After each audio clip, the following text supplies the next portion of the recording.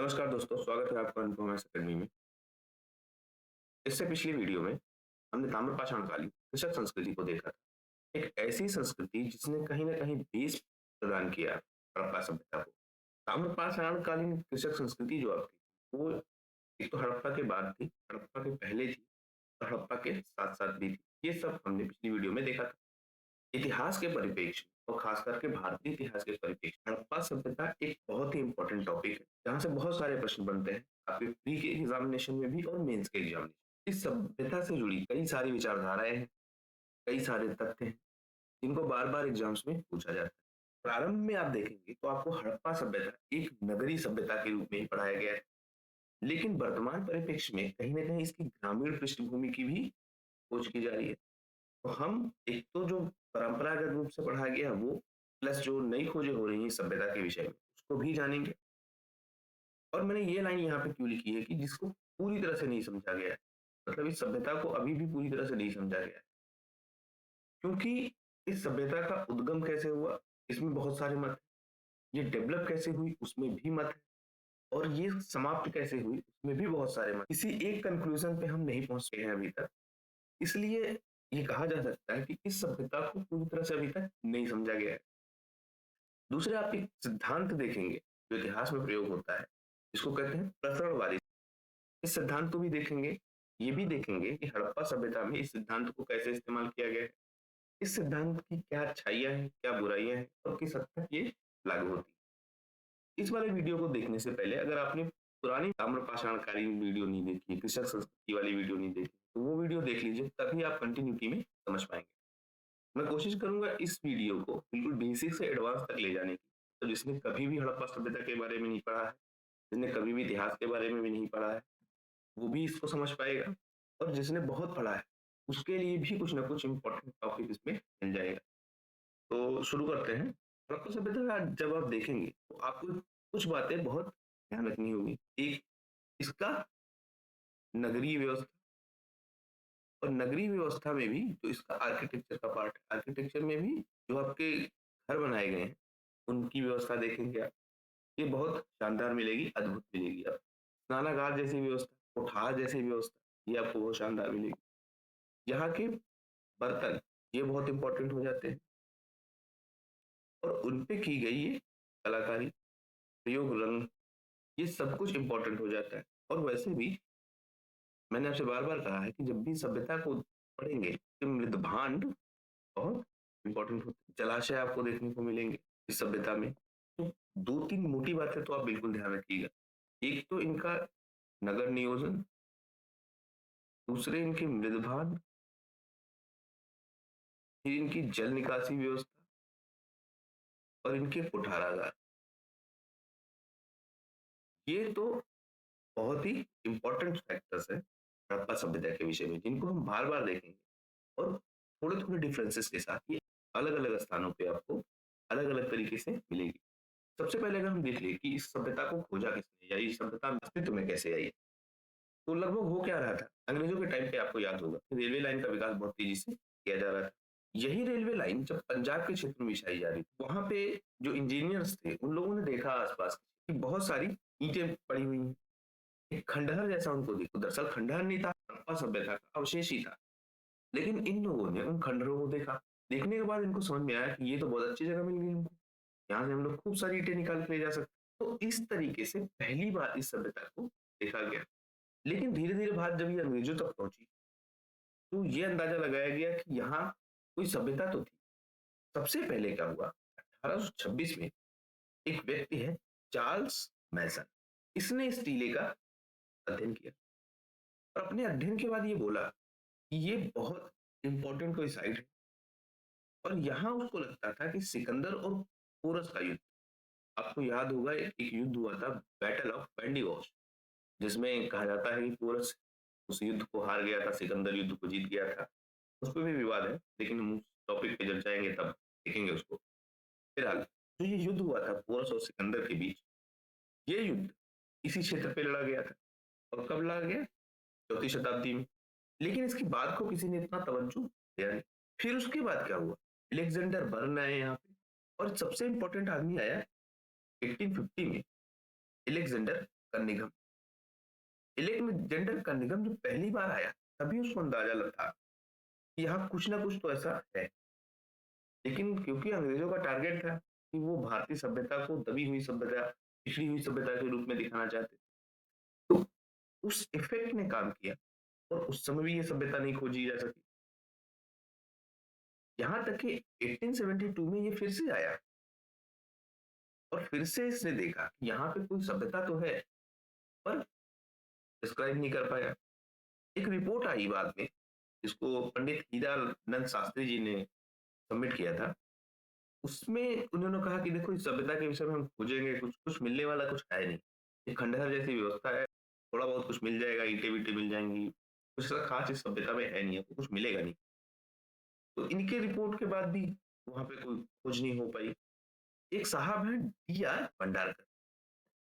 D R Bhandarkar साहब ने बोला कि भाई, ये सभ्यता जो आपकी है ना, तो आप कह रही सिर्फ खंडहर है, 200-250 साल पुरानी कोई रचना है, घर वर किसी का बना रहा होगा, आप लोग फालतू अपना टाइम वेस्ट करेंगे। तो भंडारकर साहब ने भी बोल दिया। तो कुल मिला के क्या हो रहा था कि लोगों को एक खंडहर जैसी संरचना दिख रही थी, लेकिन लोग ये मानने को तैयार नहीं थे कि ये किसी सभ्यता का अवशेष है। लोग उसे एक सामान्य खंडहर मान के छोड़ते चले जा रहे थे। 1921 में दयाराम साहनी, इस व्यक्ति का नाम आप याद रखिएगा, आपसे एग्जाम्स में भी पूछा जाएगा, और हड़प्पा सभ्यता के विषय में ये बहुत इंपॉर्टेंट है। इस व्यक्ति ने सबसे पहले हड़प्पा सभ्यता की खोज की, और उसी समय एक दूसरा व्यक्ति, इसका नाम है राखल दास बनर्जी, इसने मोहनजोदड़ो की, हड़प्पा की खोज में मोहनजोदड़ो का बहुत बड़ा रोल है। वो रोल इसलिए कि आप देखेंगे 1921 से पहले जो भी वहां पे जा रहा है, उसे एक खंडहर बता रहा है। लेकिन जब 1921 में दो सभ्यता मिल जाए और दोनों में बहुत सारी समानता मिलती, एक आपकी हड़प्पा, दूसरा आपका मोहनजोदड़ो, जब इन दो स्थानों पे लगभग लगभग एक जैसी संरचना मिलने लगती है, तब लोगों के दिमाग में ये बात आती है कि ये कोई सभ्यता है और इसके बारे में रिसर्च की जानी चाहिए। तो 1921 में सबसे पहले दयाराम साहनी ने, यहाँ पे हड़प्पा में, और 1921 में ही राखाल दास बनर्जी ने कहा मोहनजोदड़ो, इनका उत्खनन चालू किया। जब उत्खनन चालू हुआ, इन खंडहरों के नीचे ढूंढा गया, एक बहुत बड़ी सभ्यता हमको मिली। और वो कौन सी सभ्यता थी? हड़प्पा सभ्यता या सिंधु घाटी सभ्यता। तो सबसे पहले जब ये तथ्य ढूंढा गया इस सभ्यता के विषय, तो कहा गया कि देखो, ये नगरीकरण की सभ्यता है, या नगर जैसी यहाँ व्यवस्था है। अब नगर किसे कहेंगे, ये किसने बताया? नगरों को परिभाषित करने का जो सबसे पहला काम, वो वी गार्डन चाइल्ड ने किया। एक नगर को डिफाइन करने के लिए जो क्लॉज बनाए गए, जो व्यवस्थाएं बनाई गई, जो नियम बनाए गए, उनके हिसाब से ये नगर वाली कैटेगरी में फिट होता था। लेकिन मॉडर्न डे की हिस्ट्री में आप देखेंगे, या मॉडर्न डे के हिस्टोरियंस आप देखेंगे, वो इसके ग्रामीण पक्ष को भी खूब दिखाते हैं। लेकिन एग्जाम्स में अगर टिक करने की बात होगी, तो आप इसको नगरीय सभ्यता के रूप में ही टिक करेंगे। चाइल्ड ने क्या किया था, कुछ बेसिक प्रिंसिपल्स बनाए, जिसके आधार पे इसको नगरीय सभ्यता कहा गया। या नगरों को डिफाइन करने के लिए गार्डन चाइल्ड ने कुछ प्रिंसिपल्स बनाए थे। उन्होंने बताया कि क्या क्या चीजें होनी चाहिए एक नगर में। उस रूल के हिसाब से इस सभ्यता को क्या कहा गया? नगरीय सभ्यता सबसे पहले। बाद में फिर नगरों को परिभाषित करने के लिए कुछ अलग अलग धाराएं बनी, जो आज के डेट में ज्यादा रेलिवेंट साबित होती है, या जिनको ज्यादा इस्तेमाल किया जाता है। ये तीन अलग अलग धाराएं कौन सी? जो पहली धारा है, उसमें आपको लिपि, लेखन, स्थापत्य, सघन जनसंख्या, इन गुणों को क्या करते हैं, केंद्र में रखते हैं। मतलब जिस स्थान की लिपि बहुत अच्छी हो, वहां से लेखन कला, बहुत बड़ी इमारतें हों, जनसंख्या खूब ज्यादा हो, उसको हम क्या कहेंगे? नगर कहेंगे। तो दूसरी व्यवस्था वो क्या कहती है? वो कहते हैं कि बस्ती का आकार आपको देखना होगा किस लेवल का है। जो स्थापत्य कला है, वो किस लेवल की है। जो मापतौल है और उसके जो पैमाने हैं, किस क्षेत्र तक लागू हो रहे हैं।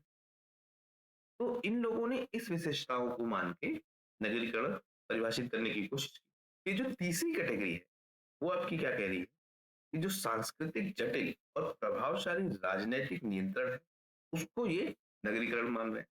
सामान्य भाषा में इसको समझते हैं। जो पहली वाली व्यवस्था है, वो कह रही है देखो नगर कौन हो? यानी एक नगर होगा, उसमें एक तो लेखन कला प्रभावित होगी।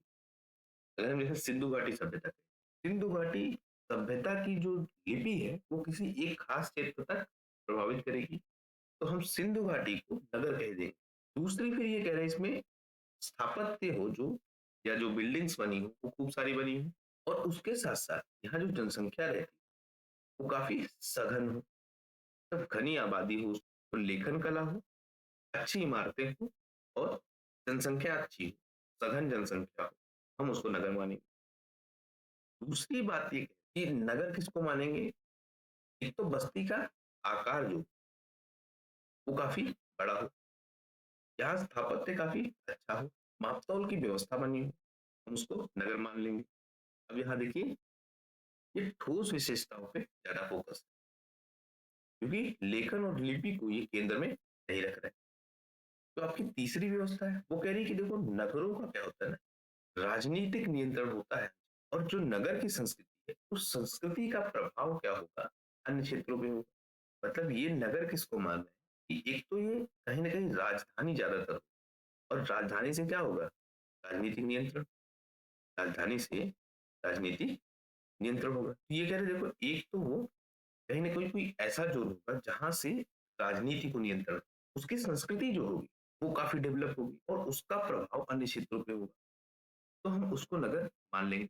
उसके अलावा भी कुछ लोगों ने नगरों को परिभाषित करने की कोशिश की। जैसे आप चाइल्ड को देखेंगे, तो इसने जो भौतिकतावादी सिद्धांत उसको फेमस किया। नगर किसको कहेंगे? जिसमें भौतिक संपदा सेंट्रलाइज होगी, उसमें बहुत सारी भौतिक संपदा होगी, वहाँ खूब पैसा होगा, वहाँ खूब घर बने होंगे, खूब सारी बिल्डिंग्स होंगी, बड़ी इमारतें होंगी, सघन जनसंख्या होगी।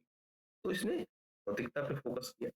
फिर आप देखेंगे रॉबर्ट एडमंड्स, इसने सामाजिक कारकों पे फोकस किया। गिडियन कोवर्क, इन्होंने राजनीतिक कारकों पे फोकस किया। तो आप क्या समझ पा रहे हैं कि नगर को परिभाषित करने की जो हमारी क्राइटेरिया है वो बड़ी डाइवर्स है। तो एक्चुअल में नगर किसको कहें, इसका हम एक अंदाजा लगा सकते हैं। जो निचोड़ निकल के आ रहा है इन सारी लोगों की बातों से, वो एक बात कह रहा है कि हम नगर किसको मान लेंगे। एक तो इस पे क्या हो, ये राजनीतिक केंद्र हो, दूसरा ये आर्थिक केंद्र हो, तीसरा ये सामाजिक केंद्र भी हो, ठीक, और भौतिक संरचना को भी ये मान रहे हैं। मतलब ये नगर किसको मान रहे हैं? जो एक केंद्र में उसका प्रभाव अन्य क्षेत्रों पे हो। जैसे मान लेते हैं यूपी है आपका, और यूपी की राजधानी मान लेते हैं लखनऊ है। अब लखनऊ को ये नगर कैसे मानेंगे कि लखनऊ का राजनीतिक नियंत्रण हो, लखनऊ का सामाजिक नियंत्रण हो। सामाजिक नियंत्रण मतलब लोग लखनऊ की भाषा को, लखनऊ की कल्चर को, लखनऊ के खान पान को अन्य क्षेत्रों में भी प्रमोट करें और उसको अपनाएं। ये आर्थिक रूप से सशक्त हो, तब इसका आर्थिक प्रभाव भी बहुत ज्यादा हो, और इसका भौतिक प्रभाव भी खूब हो, तब इसको नगर मानेंगे। इसीलिए जब आप हड़प्पा सभ्यता को देखेंगे तो उसमें भी इन्हीं क्राइटेरिया के बीच नगर को डिफाइन किया गया है। दूसरी दिक्कत आप क्या देखेंगे, जब प्रारंभ में इस हड़प्पा सभ्यता को खोजा गया, मोहनजोदड़ो की सभ्यता को खोजा गया, तो इनका क्या था, एक तुलनात्मक अध्ययन किया जाता था, क्योंकि उस समय आप देखेंगे जो आपकी मेसोपोटामिया की सभ्यता है उसको भी खोजा जा चुका था, उस पर भी अध्ययन चल रहा था। तो ये लोग क्या करते थे, हड़प्पा सभ्यता को लिंक करके पढ़ते थे किससे, मेसोपोटामिया से, और ये कंपैरिजन करते थे कि हड़प्पा में क्या है, मोहनजोदड़ो में क्या है, और कहीं ना कहीं ये साबित करने की कोशिश करते थे कि जो आपकी हड़प्पा सभ्यता है वो वास्तव में सेल्फ ओरिजिनेटेड नहीं, मतलब खुद से पैदा हुई सभ्यता नहीं है, बल्कि ट्रांसफर कल्चर।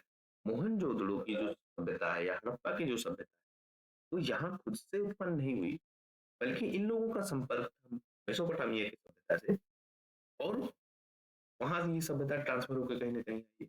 लेकिन बाद में क्या हुआ, जब अन्य स्थान मिलने लगे और ये भी पता लगने लगा कि हड़प्पा सभ्यता मेसोपोटामिया की सभ्यता से भी पुरानी है, तब इस विचारधारा का प्रभाव कम हुआ।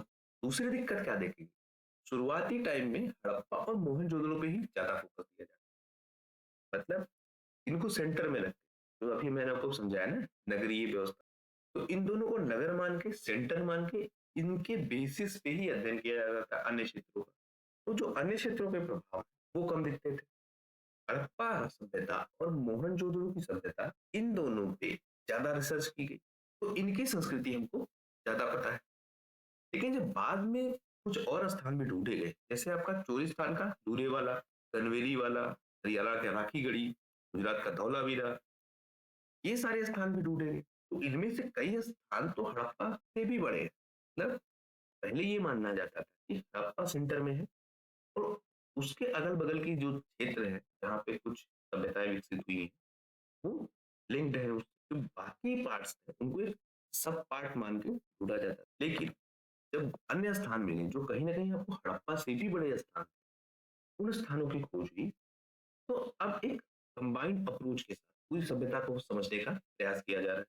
और उसके साथ साथ आप देखेंगे जो शुरुआत में नगरीय सभ्यता को ज्यादा वेटेज दिया जाएगा, और जिसका ग्रामीण स्वरूप उस पर कम फोकस किया जाएगा। क्योंकि देखिए, खोज आपकी सबसे पहले कहाँ हो रही है? हड़प्पा और मोहनजोदड़ो में। तो जब हड़प्पा और मोहनजोदड़ो में खोज होगी, तो इस खोज को पहले तो एक नगरीय रूप दे देंगे। तो नगरीय रूप कैसे दे रहे हैं? हमने अभी पीछे देखा, एक नगर को डिफाइन करने के क्या क्राइटेरिया है, उस क्राइटेरिया के बेसिस पे इसको नगरीय रूप दे देंगे। और जब नगरीय रूप दे देंगे, तो इन पे ही क्या करेंगे? ज्यादा फोकस करेंगे। इसका जो ग्रामीण परिवेश है या इसका जो ग्रामीण भाग है, उस पे फोकस कम हो जाएगा। एक चीज आज के डेट में भी आप कि कोई भी नगरीय सभ्यता तभी पनप सकती है जब ग्रामीण सभ्यता हो। ये बिल्कुल फैक्ट बात है। अगर ग्रामीण सभ्यता होगी तभी नगरीय सभ्यता डेवलप होगी। बिना ग्रामीण सभ्यता के नगरीय सभ्यता डेवलप नहीं हो सकती। बिना नगरीय सभ्यता के ग्रामीण सभ्यता डेवलप हो सकती है, लेकिन बिना ग्रामीण सभ्यता के नगरीय सभ्यता डेवलप नहीं हो सकती। आपने ताम्रपाषाण कालीन कृषक संस्कृति, वो संस्कृति ग्रामीण थी, उसमें आपको नगर नहीं मिल रहे, लेकिन आपको ग्राम मिल रहे। हड़प्पा सभ्यता जब आप देखेंगे, आपको एक नगरीय परिप्रेक्ष्य दिखाया जाएगा, लेकिन ये बिना ग्राम के संभव नहीं है। तो आपसे इंटरव्यू में ऐसा सवाल पूछा जा सकता है, या आप हड़प्पा सभ्यता को आज भी क्या नगरीय सभ्यता कहेंगे, या इसे ग्रामीण स्वरूप के रूप में भी देखते हैं? तो आपको एक उत्तर जो देना होगा, इसके नगरीय भाग का अध्ययन ज्यादा किया गया है, इसलिए हम इसका नगरीय भाग ज्यादा जानते हैं। लेकिन जो मॉडर्न डे हिस्टोरियंस है, वो इसके ग्रामीण भाग पे भी खूब रिसर्च कर रहे हैं, और हमको कनेक्टिविटी मिल रही है कि इसके ग्रामीण स्वरूप से ही कहीं ना कहीं लिंक्ड है नगरीय स्वरूप। तब ग्रामीण स्वरूप हड़प्पा का और नगरीय स्वरूप हड़प्पा का आपस में इंटरलिंक। तो हम इसको ना तो पूरी तरह से नगरीय कह देंगे, ना हम इसको पूरी तरह से ग्रामीण कह देंगे, बल्कि एक मिला जुला स्वरूप। सिर्फ हड़प्पा के कुछ सेंटर रीजन पे देखेंगे, हमको एक नगरीकरण का ज्यादा प्रभाव देखेगा। लेकिन ओवरऑल अगर हम इस सभ्यता को देखेंगे, हमको इसके नगरीय और इसके ग्रामीण दोनों प्रभाव देखने को मिलेंगे। अगर हम इसका भौगोलिक विस्तार देख लें कि कहाँ से कहाँ तक ये सभ्यता फैली, आपका जो सिंध का क्षेत्र और जो आपका पंजाब का क्षेत्र, यहाँ आपको शहरी सभ्यता के रूप में ज्यादा मिलेगा। अब ये सिंध आपका कौन सा है? पाकिस्तान क्षेत्र। पंजाब में भी आप देखेंगे ज्यादा पोर्शन कहाँ है? पाकिस्तान में। और कुछ पोर्शन आपको भारत में भी मिलेंगे, और इन दोनों क्षेत्रों में इसके नगरीय स्वरूप को ज्यादा दिखाया जाएगा। लेकिन यहाँ से जब हम दक्षिण और दक्षिण पूर्व की तरफ बढ़ेंगे, मतलब साउथ साइड में प्लस साउथ ईस्ट साइड में जब बढ़ेंगे, तो हमको यहाँ पे क्या मिलेगा? इसका ग्रामीण स्वरूप मिलेगा। यहाँ पे आपको क्या मिलेगा? इसका नगरीय स्वरूप मिलेगा। ठीक। अगर हम इसके पूरे क्षेत्र को देखें, तो हमको ये पंजाब में, सिंध में, बलूचिस्तान में, गुजरात में, हरियाणा में और पश्चिमी उत्तर प्रदेश के कुछ भागों तक मिलता है। अब ये क्या आपका फैक्ट है, आपसे एग्जाम में पूछा जा सकता है ऑप्शंस में कि हड़प्पा सभ्यता हमको कहाँ तक विस्तृत मिलती है या उसका क्षेत्र कहाँ? तो आप देखेंगे कि पंजाब और सिंध ये आपके नगरीय स्वरूप वाले मिलेंगे। उसके बाद के जो आपके क्षेत्र, बलूचिस्तान में भी कुछ हद तक नगरीय आपको मिल जाएगा, लेकिन जो गुजरात, हरियाणा है, पश्चिमी उत्तर प्रदेश है, यहाँ ग्रामीण ज्यादा मिलेगा। गुजरात में भी आपको, जब आप यहाँ का एक क्षेत्र देखेंगे लोथल, तो वहां आपको नगरीय स्वरूप मिलेगा, और नगरीय स्वरूप में भी क्या, यहाँ तो व्यावसायिक स्वरूप ज्यादा मिलेगा। ठीक है, इन सारे स्थानों को हम डिटेल में देखेंगे। फिर आगे मोटा मोटा कि ये पंजाब क्षेत्र में गुजरात क्षेत्र में, हरियाणा और पश्चिमी उत्तर प्रदेश के कुछ भागों में फैला है। इसका जो कुल क्षेत्रफल है वो लगभग, मैं 0 कम कर लीजिए, 1,29,960 वर्ग किलोमीटर। 1,29,960 वर्ग किलोमीटर के क्षेत्र पे ये सभ्यता फैली हुई है। और आप जब मिस्र और मेसोपोटामिया की सभ्यता को देखेंगे तो उससे बड़े भूभाग पे ये सभ्यता फैली हुई है। क्योंकि बाद में आप देखेंगे कंपैरिजन होगा कि मेसोपोटामिया के प्रभाव यहाँ पे पड़े हैं, जो मिस्र की सभ्यता है वहाँ का प्रभाव इस पे पड़ा है। तो आपको तथ्यात्मक रूप से भी ध्यान रखना है कि जो इसका क्षेत्रफल है वो मेसोपोटामिया और मिस्र की सभ्यता से बड़ा है। अब एग्जाम्स में जो जो पूछा जाता है, हड़प्पा सभ्यता का विस्तार कहाँ से कहाँ, हम एक बार देख लेंगे। उत्तर में मांडा है, और मांडा कहाँ है आपका, जम्मू एंड कश्मीर।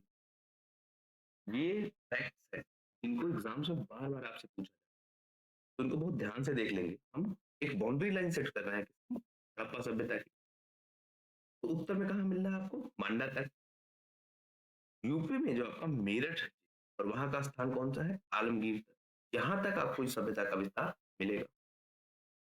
दक्षिण में चले जाएंगे तो जो आपका तैमाबाद है, तैमाबाद वो भी कहाँ, महाराष्ट्र।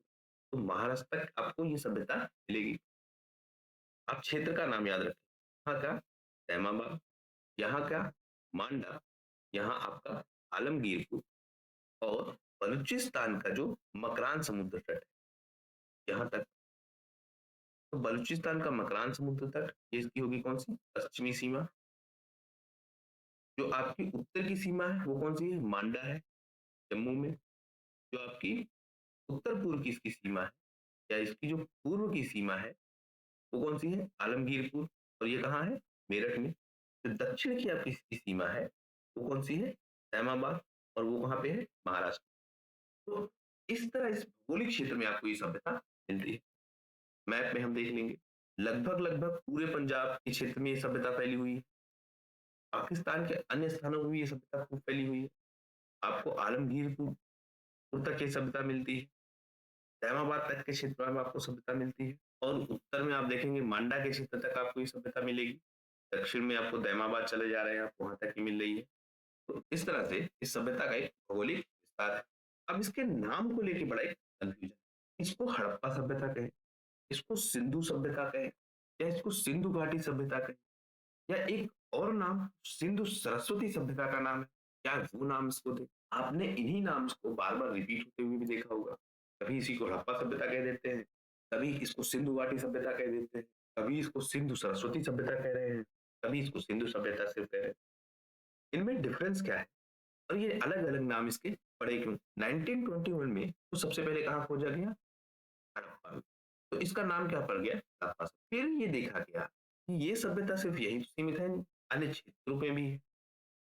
तो इन्होंने क्या किया, सिंधु जो अपनी नदी थी उसको क्या मान लिया, एक सेंटर पॉइंट मान लिया, और इसके किनारे बसी जो सभ्यता है, नदी के किनारे जो बसी सभ्यता है, इस पूरी सभ्यता को क्या नाम दे दिया, सिंधु घाटी सभ्यता। लेकिन फिर इन्होंने देखा कि इस घाटी के अलावा भी अन्य क्षेत्रों की ये सभ्यता। अब जहां से ओरिजिनेट हुई, इस क्षेत्र से ओरिजिनेट हुई, उस क्षेत्र के नाम पे क्या नाम दे दिया, सिंधु सभ्यता। अगला आप देख रहे हैं, जो आपकी सिंधु सरस्वती सभ्यता नाम दिया गया, वो क्यों दिया गया, क्योंकि जो सरस्वती नदी है उसके प्रभाव क्षेत्र पे, और जो सिंधु नदी है उसके प्रभाव क्षेत्र पे, इन दोनों के कंबाइंड प्रभाव क्षेत्र पे कहीं ना कहीं सभ्यता देखी गई, तो इसको सिंधु सरस्वती सभ्यता नाम दिया गया।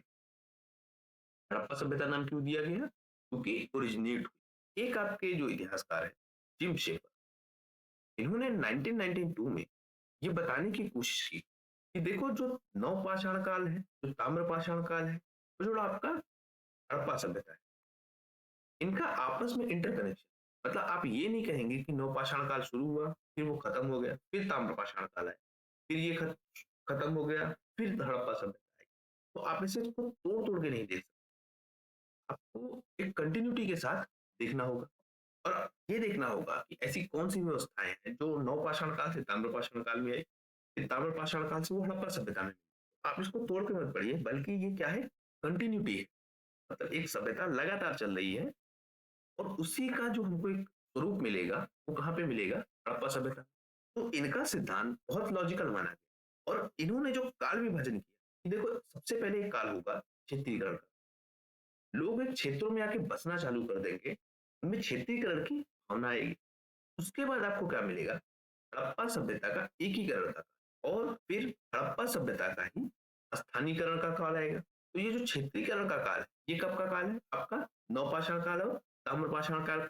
जो आपका एकीकरण का काल है वो क्या है? परिपक्व हड़प्पा सभ्यता। और स्थानीयकरण का काल है वो क्या है आपका? उत्तर हड़प्पा सभ्यता।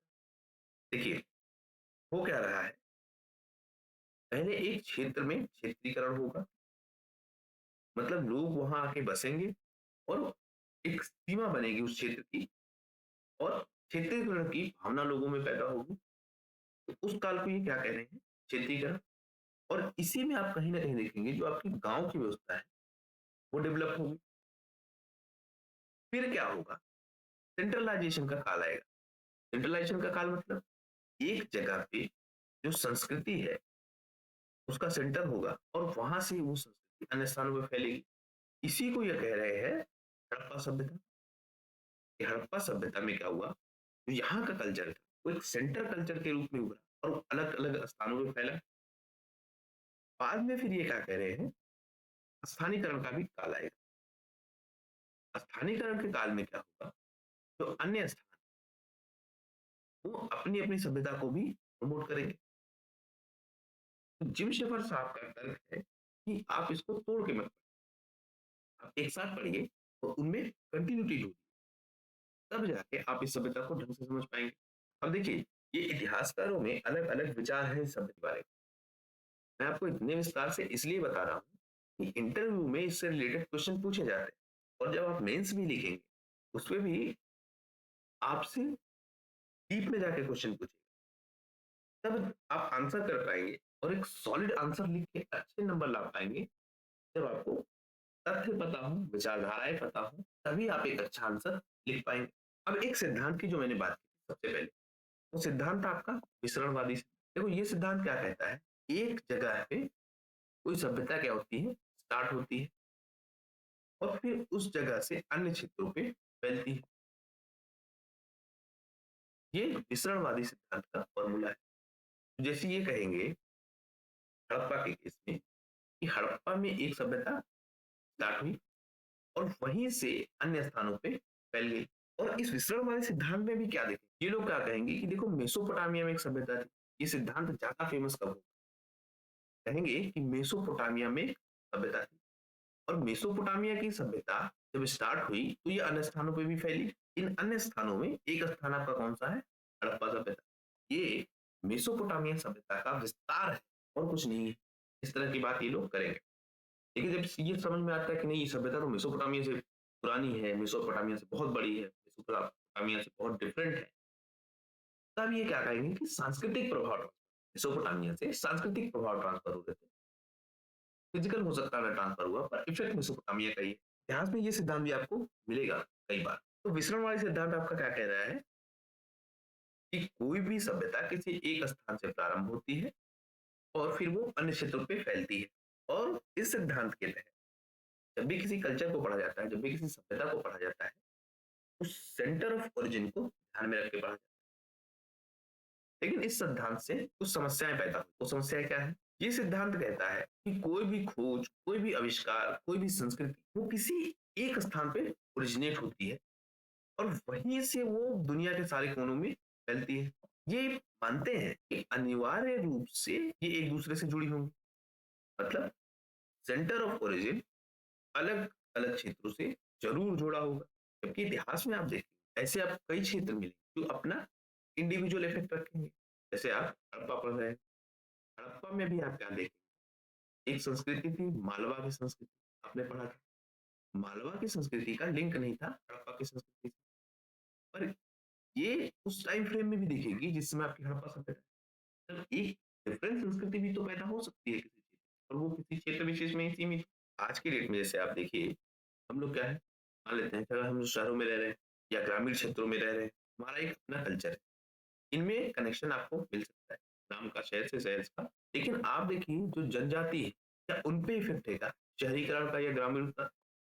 इनकी एक अलग व्यवस्था देखने को मिलेगी आपको कहीं न। अब आप इसको कनेक्ट करके पढ़िए कि नहीं, ये तो ग्रामीण व्यवस्था का ही विस्तार है। सामान्य ग्राम है, उन्हीं का विस्तार है। जनजातीय क्षेत्रों में, आदिवासी क्षेत्रों में, तो हम तो इसी रूप में पढ़ेंगे। आप शायद कनेक्ट कर पा रहे हैं। तो जो विसरणवादी सिद्धांत है, वो जो विसरण की बात करता है, उसमें ये समस्या आएगी। अब इसमें क्या प्रॉब्लम आएगी? जो आपके कल्चर्स होंगे, उनमें जो डिफरेंसेस होंगे, उनको नजरअंदाज कर दिया जाएगा, क्योंकि ये कनेक्शन ही तो ढूंढ रहे हैं, कनेक्ट ही तो करना चाह रहे हैं। तो जब कनेक्ट करने की ही भावना से ये लोग किसी सभ्यता को पढ़ेंगे, तो डिफरेंसेस को नजरअंदाज कर देंगे। दूसरी जो सबसे इंपॉर्टेंट बात होती है कि मान लेते हैं आपको दो स्थानों पे एक ही जैसा कल्चर, लेकिन वो जरूरी नहीं है कि आपस में कनेक्ट, क्योंकि जो डिमांड सप्लाई का रूल है, आप उसको ध्यान नहीं रखें। हो सकता है जम्मू कश्मीर में लोग ऊनी कपड़े पहन रहे हैं, और हो सकता हो रूस में भी लोग ऊनी कपड़े पहन रहे हैं। अब आप इन दोनों को इंटरकनेक्ट करके देखिए कि जम्मू और रूस आपस में कनेक्टेड है। वहीं जम्मू से आप जब थोड़ा नीचे आएंगे, मान लेते हैं आप पंजाब क्षेत्र में आ जा रहे हैं, वहां लोग ऊनी कपड़े नहीं पहनेंगे। लेकिन जम्मू ज्यादा कनेक्टेड किससे होगा? पंजाब से, ना कि रूस से। इस सिद्धांत की जो प्रॉब्लम है वो आप समझ पा रहे हैं कि पंजाब क्षेत्र का प्रभाव ज्यादा होगा जम्मू क्षेत्र पे, या जम्मू क्षेत्र का ज्यादा प्रभाव होगा पंजाब क्षेत्र पे, ना कि रूस से। लेकिन डिमांड और सप्लाई क्या है? जम्मू में भी कई बार वैसे कपड़े पहने जाएंगे जैसे कपड़े रूस में पहने जाएंगे, इसके ठंडे क्षेत्रों में। तो क्या आप इसको एक कल्चर मानेंगे? ये सिद्धांत की समस्या है कि आप इसको एक कल्चर तो मान नहीं सकते। तो डिमांड सप्लाई का जो रूल काम करता है, इस चीज की इंसान को जरूरत के हिसाब से उसका कल्चर बन जाता है, उसको आप नजरअंदाज कर रहे हैं। तो ये विसरणवादी सिद्धांत हो गए। उस सिद्धांत से जुड़ी कुछ समस्या हो गई। अब लेकिन ये नहीं कहेंगे कि ये सिद्धांत पूरी तरह से बेकार है या इसका कोई काम नहीं। जब आप इतिहास में देखेंगे तो इस सिद्धांत के बेसिस पे भी बहुत सारी चीजें मिलेंगी, बहुत सारे तथ्य मिलेंगे, और काफी कुछ समझने को मिलेगा एक सभ्यता के विषय में। तो ये सिद्धांत पूरी तरह से बेकार नहीं है, लेकिन इस सिद्धांत की कुछ समस्याएं हैं। उन समस्याओं को ध्यान में रख के ही हम इस सिद्धांत के अनुसार पढ़ेंगे, चीजों को जानेंगे। शुरुआत में क्या होगा, इसी जो सांस्कृतिक विसरण का सिद्धांत, इसी पे फोकस्ड होकर हड़प्पा सभ्यता को पढ़ा जाएगा। जॉन मार्शल ने बोला था कि जो आपकी हड़प्पा सभ्यता है, जो आपकी सिंधु घाटी सभ्यता है, ये भारत से ओरिजिनेटेड है। इसका भारत पे बहुत लंबा इतिहास है। लेकिन बहुत सारे विद्वान इस सांस्कृतिक विसरण के सिद्धांत को मान रहे थे, या विसरणवादी सिद्धांत को मान रहे थे कि जो सुमेर की लोग, मेसोपोटामिया के लोग, मिस्र के लोग, वहां की जो सभ्यता है, उसी सभ्यता का विस्तार कहाँ पे है? हड़प्पा में। लेकिन इन लोगों ने बहुत सारे डिफरेंसेस को नहीं देखा। और वो डिफरेंसेस कौन से हैं? एक तो आपका लिपि मिलेगा, हड़प्पा में आपको लिपि मिलेगी, इन स्थानों पे आपको लिपि नहीं मिलेगी। मतलब यहाँ लिखाई पढ़ाई का काम हुआ है, हम उसको पढ़ नहीं पाए हैं, वो बात अलग है। लेकिन यहाँ लिखाई पढ़ाई का काम हुआ है, लिपि यहाँ पे, ये आपको कहीं ना कहीं वहां नहीं मिलेगी। दूसरे यार, आप जो कांस्य का प्रयोग है, कांस्य मतलब क्या? आपका टिन प्लस तांबा, इन दोनों को मिला के बनाया जाता है कांस। तो कांस का प्रयोग जो आपको हड़प्पा में मिलेगा, वो आपको अन्य स्थानों पे नहीं मिलेगा। उसके बाद जो आवासीय योजना है, जो जो इनका घर बनाने का तरीका है, जो नहरों का तरीका है, जल निकासी की व्यवस्था, वो आपको सुमेर सभ्यता में कहीं ना कहीं नहीं मिलेगी, मेसोपोटामिया की सभ्यता में नहीं मिलेगी, मिस्र की सभ्यता में नहीं मिलेगी। तो अगर ये कह रहे हैं ये विसरणवादी सिद्धांत है, तो ये फिर कहाँ से हो गया सब कुछ? इतनी अच्छी लिपि, इतनी अच्छी कांस्य व्यवस्था, सबसे खास नगरीय योजना, इनकी आवास योजना, इनकी जल निकासी की व्यवस्था, इतना डेवलप कैसे हो गया? क्योंकि जो सेंटर ऑफ ओरिजिन वाला सिद्धांत है, उसमें भी आप देखेंगे कि जहां से ओरिजिनेट होगी, वहां उस सभ्यता का प्रभाव ज्यादा मिलेगा। जो अन्य स्थान होंगे, उनमें क्या प्रभाव थोड़ा थोड़ा होगा। तो अगर हम इस सिद्धांत के थ्रू जाए, फिर तो हम कहेंगे कि भाई हड़प्पा सभ्यता में हमको ज्यादा व्यवस्था मिल रही है, इन स्थानों पे इसका थोड़ा थोड़ा अवशेष मिल रहा है। तो हम ये ना कह दें कि ये तो हड़प्पा सभ्यता का मिश्रण है, लेकिन वो भी तथ्यात्मक रूप से गलत हो जाएगा या सैद्धांतिक रूप से गलत हो जाएगा। हमको ये समझना होगा कि दोनों की अपनी अपनी इंडिविजुअल इंपॉर्टेंस है। तो एक डिफरेंस मिल गया आपको हड़प्पा सभ्यता के विषय में और अन्य सभ्यताओं के विषय में, किस तरह से ये सभ्यता डिफरेंस है, और सांस्कृतिक मिश्रण का सिद्धांत जो काम करता है वो किस तरह से काम कर रहा है। उसके बाद एक इतिहासकार आपको भारत में मिलेंगे जिनका नाम है अमलागन घोष। 1965 के टाइम में इन्होंने हड़प्पा संस्कृति और खास करके इसकी नगरी सभ्यता पे काफी रिसर्च की और इन्होंने एक सूफी संस्कृति कहाँ पे राजस्थान में वहां से इसका ओरिजिन बताया कि देखो राजस्थान के क्षेत्र में एक सूफी संस्कृति हमको मिलती है और इसी सूफी संस्कृति का कहीं ना कहीं विस्तार है हड़प्पा सभ्यता और मोहनजोदड़ो की सभ्यता। लेकिन 1977 तक आते आते एम आर मुगल ने क्या किया इसको जस्टिफाई किया कि नहीं ये सूफी सभ्यता का विस्तार नहीं, सूफी सभ्यता अलग संस्कृति थी और हड़प्पा और मोहनजोदड़ो अलग संस्कृति।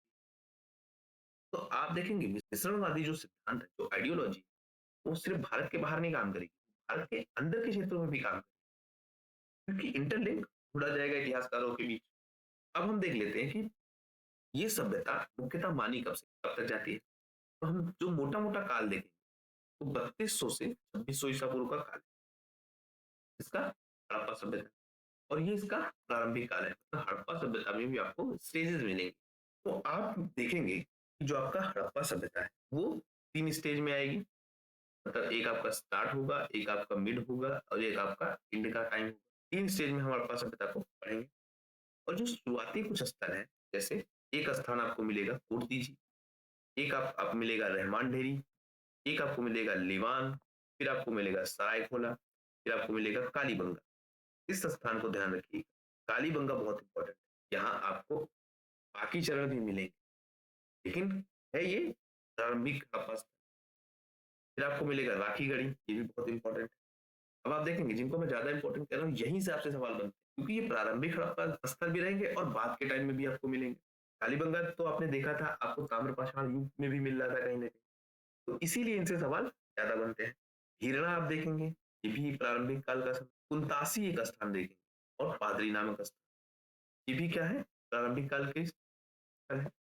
फिर एक सबसे इंपॉर्टेंट स्थल बन जाता है आपका धौलावीरा। आप एग्जाम्स में उठा के देख लीजिए, कालीबंगा, राखीगढ़ी और धौलावीरा इन्हीं से रिलेटेड क्वेश्चंस ज्यादा है। क्यों? क्योंकि ये हड़प्पा से पहले भी मिलेंगे, साथ में भी मिलेंगे और कहीं ना कहीं हड़प्पा के बाद भी इनके कुछ अवशेष मिलेंगे, इसलिए इतने ज्यादा इंपॉर्टेंट हो जाते हैं और इन्हीं से क्वेश्चंस ज्यादा बनते हैं। तो ये 3 स्थान आप ध्यान रख लीजिए। कालीबंगा कहाँ मिलेगा आपको? घग्गर नदी के तट पे। धौलावीरा आपको कहाँ मिलेगा? कच्छ की खाड़ी में। तो ये स्थान कहाँ कहाँ है उनको आप ध्यान रखिएगा। जैसे हम जिन स्थानों की बात की, जो आपका देखिए ढेंडा हो गया, आपका राखीगढ़ी हो गया, आपका पादरी हो गया, आमरी हो गया, धौलावीरा हो गया, कालीबंगा हो गया, तो ये वो इंपॉर्टेंट स्थान है। आप मैप पे भी देखते चलिएगा ये स्थान वास्तव में कहाँ है, क्योंकि मेंस में आपको मैप में कई बार इन स्थानों को मार्क करना पड़ेगा। मेंस में आपसे मैप वाला भी एक क्वेश्चन आता है जिसमें आपको एक मैप दिया जाएगा, उस मैप में कुछ स्थानों को दिखाया जाएगा और फिर आपसे पूछा जाएगा कि वो स्थान किससे संबंधित है। तो इसलिए मैथ प्रैक्टिस भी आप लगातार करते चलिए। तो कुछ ये फेमस स्थान देख लिए हमने। अब हम देख लें कुछ परिपक्व हड़प्पा स्थल भी आपको मिलेंगे। मतलब एक तो आपके शुरुआती हड़प्पा स्थल मिल रहे हैं, फिर आपको परिपक्व अवस्था के हड़प्पा स्थल मिलेंगे जब ये खूब डेवलप हो जाएंगे। तो मोटा मोटा कुल 7 स्थल जिनको परिपक्व हड़प्पा स्थल कहा जाता है। एक तो आपका हड़प्पा ही हो गया जो कहाँ है पंजाब में, दूसरा आपका सिंध में क्या है मोहनजोदड़ो। तो 2 स्थान तो ये हो गए, दोनों पाकिस्तान में है और दोनों सिंधु नदी द्वारा आपस में जुड़ते हैं। एक स्थान आप देख लेंगे चंद कुदड़ो, फिर आप देख लेंगे लोथल, कहाँ पे है गुजरात में। फिर आप देख लेंगे कालीबंगा, ये कहाँ पे है राजस्थान में। बनावली आपको मिलेगा कहाँ पे हरियाणा में। तो आपको हड़प्पा सभ्यता की एक प्रमुख स्थान है, इसमें आप एक स्थान और ऐड कर लीजिए जो आपका धौलावीरा है। तो इस तरह से एक का हड़प्पा, 2 मोहनजोदड़ो, तीसरा चंद्रदुड़ो, चौथा लोथल, फिर आपका कालीबंगा, फिर आपका बनावली और आपका धौलावीरा। ये वो 7 स्थल है जिनको परिपक्व हड़प्पा स्थल कहा जाता है। मतलब यहाँ पे सभ्यता अपने पीक पे थी। कुछ अन्य स्थान भी हमको मिलेंगे जिनको परिपक्व हड़प्पा सभ्यता के अंतर्गत रखा जाता है, जैसे सुतकाकेडो, धौलावीरा। और धौलावीरा आपसे बार बार क्यों पूछा जाएगा, क्योंकि यहाँ पे तीनों अवस्थाएं मिलेंगी हड़प्पा की। और धौलावीरा में एक व्यवस्था आपको और मिलेगी कि यहाँ नगरों के 3 भाग हैं। फिर आपको क्या मिल रहा है राखीगढ़ी, यहाँ भी तीनों अवस्थाएं मिलेंगी और यहीं पे आपको प्रमाण मिलेगा आर्यों के अस्थायी होने का। जब हम वैदिक सभ्यता पढ़ेंगे, जब हम आर्यन थ्योरी पढ़ेंगे, उसमें भी हम देखेंगे कि हड़प्पा सभ्यता के समाप्त होने में एक थ्योरी ये भी आती है कि आर्यों ने इस सभ्यता को समाप्त किया। तो वहां भी हम देखेंगे कि आर्य बाहरी नहीं थे, बल्कि वो तो भारत के ही थे। ये प्रमाण हमको मिलेगा कहाँ से? काकीगढ़ी से। फिर हम उत्तर हड़प्पा सभ्यता के भी कुछ स्थल देखेंगे, जैसे गुजरात का काठियावाड़, रंगपुर, तोजदी, इन स्थानों को भी देखेंगे। इन स्थानों को आप मैप पे भी देख लेंगे, जैसे आपका धौलावीरा, बनावली, काकीगढ़ी, हड़प्पा, गनवेरी वाला, तो ये सारे स्थान भी आप देखते चलेंगे मैप पे भी। अब हम इसके कुछ फैक्ट्स देख लेते हैं जो एग्जाम्स में पूछे जाते हैं। मोहनजोदड़ो में आप देखेंगे तो आपको सबसे बड़ा क्या मिलेगा? स्नानागार मिलेगा। जब भी पूछा जाए कि सबसे बड़ा स्नानागार या विशाल स्नानागार कहाँ मिलता है? मोहनजोदड़ो में। और इस स्नानागार की जो विशेषता है कि इसकी फर्श क्या होगी? पक्की ईंटों की बनी। मोहनजोदड़ो में ही क्या मिलेगा आपको? अन्नागार भी मिलेगा। मोहनजोदड़ो से दो फैक्ट जो ज्यादा पूछा जाता है, एक इसका विशाल स्नानागार, दूसरा इसका अन्नागार। हड़प्पा में भी क्या मिलेगा? 6 कोठार मिलेंगे आपको। फर्श की दराजों में क्या? गेहूं और जौ के दाने भी मिलेंगे। तो कोठार जैसी व्यवस्था या अनाज रखने की जो व्यवस्था है वो आपको कहाँ मिलेगी? हड़प्पा में मिलेगी। इसीलिए आप एग्जाम्स में देखेंगे आपसे स्नानागार ज्यादा पूछा जाता है, क्योंकि हड़प्पा में स्नानागार नहीं मिलेगा, लेकिन अन्नागार हड़प्पा में भी और मोहनजोदड़ो में दोनों जगह मिलेगा। तो यूनिक चीज क्या मिल गई? स्नानागार। इसलिए आपसे एग्जाम्स में स्नानागार ज्यादा पूछा जाएगा। हड़प्पा में आप देखेंगे आपको 2 कमरों वाला एक बैरक मिलेगा। कालीबंगा में ईंट के चबूतरे मिलेंगे, ये शायद कोठार बनाने के लिए इस्तेमाल हुए हैं। अपने अपने कुएं मिलेंगे, हर घर में अपना कुआं होगा। ये कहाँ मिल रहा है आपको? कालीबंगा। इसी कालीबंगा में आप ध्यान रखिएगा, आपको जूते हुए खेत मिलेंगे। हम इसको भी डिटेल में देखेंगे, एक एक स्थान से जुड़ी एक एक चीज को देखेंगे। हम देख क्या रहे थे? मिस्र में जो ईंटें प्रयोग होंगी वो कौन सी? धूप में सुखाई हुई। और जो हड़प्पा और मोहनजोदड़ो में ईंटें प्रयोग होगी वो कौन सी? पकी ईंटों का। आग में पकी ईंटों का प्रयोग होगा। जो प्रसरणवादी सिद्धांत कह रहा था कि सभ्यता का प्रसरण हुआ है इन क्षेत्रों से, फिर हम जब डिफ्रेंशिएट कर रहे हैं, हम देख रहे हैं कि वहां जो ईंटें प्रयोग हो रही है वो कौन सी है? धूप में सुखाई ईंटें प्रयोग हो रही है। और हड़प्पा और मोहनजोदड़ो में जो ईंटें प्रयोग हो रही है वो कौन सी हो रही है? एक स्टेप आगे की, मतलब पक्की ईंटों का प्रयोग हो रहा है। ये मेसोपोटामिया नहीं है, तो आप सही कर लीजिएगा, ये क्या है आपका? मोहनजोदड़ो। बनावली में आपको क्या व्यवस्था एक मिल रही है? नालियों को ढकने के लिए मोरियां मिली है, मतलब जो आपकी नालियां हैं उनको प्रॉपरली ढका गया है। कुछ इस तरह की व्यवस्था आपको कहाँ मिल रही है? बनावली में भी। ये व्यवस्था आपको हड़प्पा में भी देखने को मिलेगी और मोहनजोदड़ो में भी मिलेगी। तो इस सभ्यता से जुड़े कुछ प्रमुख स्थल है और उनसे जुड़ी कुछ विशेष चीजें हैं, उनको यहाँ देख लिया गया। हड़प्पा सभ्यता और परिपक्व हड़प्पा सभ्यता के बीच में हम संबंधों को देखेंगे, तो हम ये देखेंगे कि सांस्कृतिक निरंतरता थी और इस सिद्धांत के अनुसार ही हम इस सभ्यता को देखेंगे। हम ये भी देखेंगे कि समय समय पे कुछ बाहरी प्रभाव आएंगे, भाई इफेक्ट्स तो होंगे कुछ ना कुछ, उन इफेक्ट्स को देखेंगे, लेकिन इसका अपना एक अस्तित्व है, ये भी हम साथ में देखेंगे। और उसमें भी हम क्या देखेंगे? जो कल्चरल कंटिन्यूटी बनी हुई है वो लगातार बनी रहेगी। कुछ इतिहासकार ऐसे भी आपको मिलेंगे जो हड़प्पा सभ्यता के ही प्रभाव को या इसके नगरीकरण के प्रभाव या आपकी जो तुर्कमेनिया में, सिस्तान में, अफगानिस्तान में, इन क्षेत्रों में जो सभ्यता फैली है वो कहाँ से फैली है? हड़प्पा से। तो ये भी एक मिश्रणवादी सिद्धांत का एग्जाम्पल है। एक इतिहासकार है आपके शिरीन रत्नागर, इन्होंने सिंधु और मेसोपोटामिया के बीच का व्यापार है, उस व्यापार को ज्यादा प्रभावशाली ढंग से दिखाया है या उसके इफेक्ट्स को बहुत दिखाया है। सिंधु घाटी पे जो ज्यादा इफेक्ट पड़ रहा है वो कहाँ से पड़ रहा है? मेसोपोटामिया के व्यापार से और वहां के आने वाले व्यापारियों से। बाद में साक्ष्य के अभाव में इसको अस्वीकार कर दिया गया, लेकिन इस विचारधारा के साथ कहीं ना कहीं इन्होंने सभ्यता को दिखाने की कोशिश की। अब जो नई खोजें वो क्या कहती हैं कि देखो मेसोपोटामिया के साथ जो आपका व्यापार है वो एक कारक है, उसका इफेक्ट है सभ्यता पे, लेकिन जो सभ्यता है हड़प्पा वो एक मूल सभ्यता है, सेल्फ ओरिजिनेटेड सभ्यता है और हमको एक कंटिन्यूटी मिलती है। हर सभ्यता पे कहीं ना कहीं इफेक्ट पड़ता है उसके आसपास की सभ्यताओं का।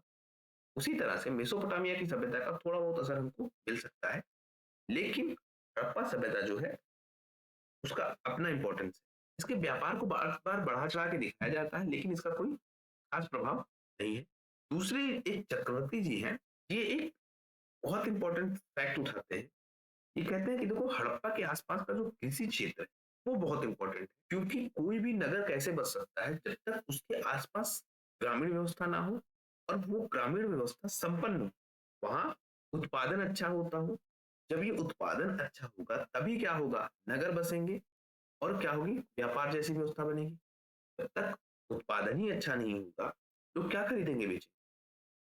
क्योंकि इंडस्ट्रियल टाइम तो है नहीं कि हथियार बनेंगे, औजार बनेंगे, मशीनें बनेंगी। व्यापार के लिए जो सबसे आवश्यक वस्तु वो क्या थी? कृषि उत्पाद।